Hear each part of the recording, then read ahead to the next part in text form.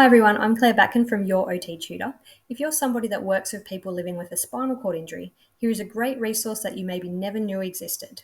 The Agency for Clinical Innovation has some brilliant resources, but I only really realised how awesome this one was when I was trying to help another OT find some CPD and resources. In this video, I'll give you some of the highlights, but do spend some time taking a look through the website yourself. And trust me, if you're an OT nerd like me, make sure you block yourself out plenty of time because there's lots to take a look at. But first, where do we find it? Google is always my friend, so if you go to Google and just type in ACI spinal cord injury, you'll see it's the first one that comes up here, the State Spinal Cord Injury Service. Now, you can see already there's plenty here, but I'm going to highlight just some of the main ones. So firstly, the Spinal Seating Professional Development Program. So as you can see, there are lots of different online modules on different topics. Some of the ones I'll point out, so the downloadable resources, lots of different forms for different assessments or different scripts you might need to write up, some instructional videos as well, and some really handy hints documents as well that you might want to take a look at.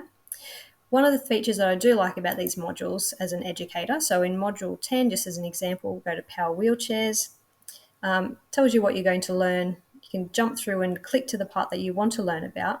But the really good part is there's some case studies. So there's a case study, in this case it's Catherine, and it gives you some questions to think about, basically to guide you through the clinical reasoning process, and then gives you some answers as well. So take a look at those.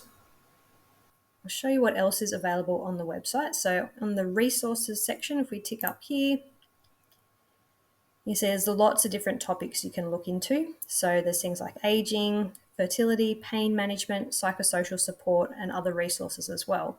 But for all the OTs in my network, there's a dedicated tab just for us. So if we go to the occupational therapy section, lots of different topics from everything from parenting to work and skin management.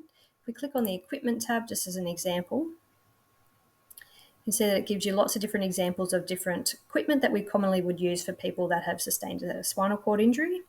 So for example, let's click on mobile shower commodes.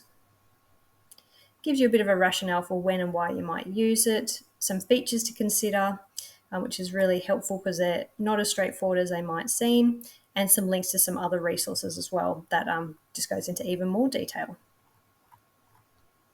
If we jump back, another really good one that might be helpful for you, so there's potential levels of functional independence.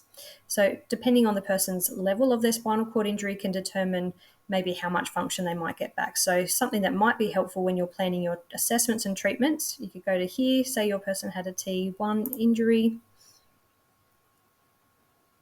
It'll actually give you some expected functional outcomes and then also what equipment that person might need based on that common functional outcome.